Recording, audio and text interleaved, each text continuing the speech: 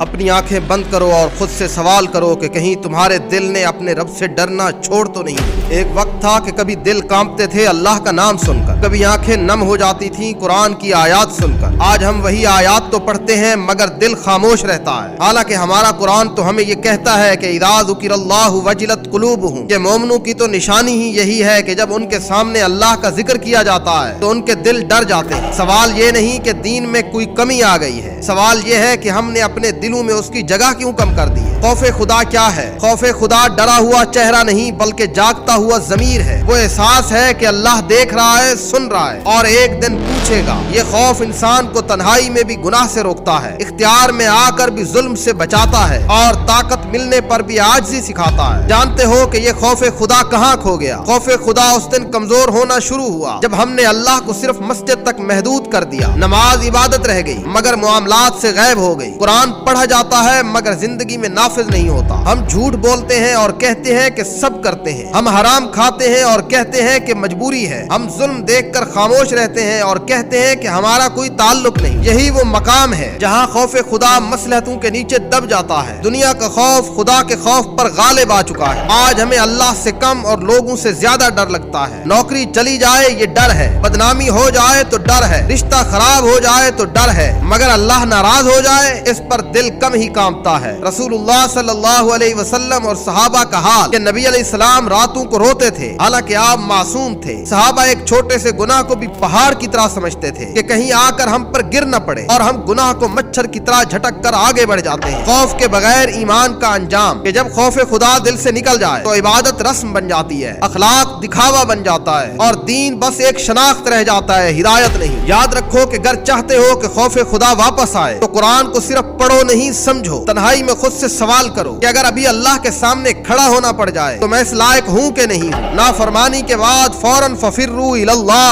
अल्लाह की तरफ भागो और तौबा करो। मौत और कब्र को याद रखो, नेक लोगों की सोबत इख्तियार करो। खौफे खुदा जिंदगी को अंधेरा नहीं करता बल्कि गुनाहों से महफूज करता है। जिस दिल में खौफे खुदा जिंदा हो वो दिल कभी गुनाहों से मुतमईन नहीं रहता। अगर चाहते हो कि एक पाकीज़ा मुसलमान बनो, आज से अल्लाह से डरना शुरू करो। वो डर जो तुम दुनिया का दिल में लेके घूमते हो, इसी को अल्लाह के डर में बदलो और अपनी जिंदगी को एक खूबसूरत जिंदगी बना लो।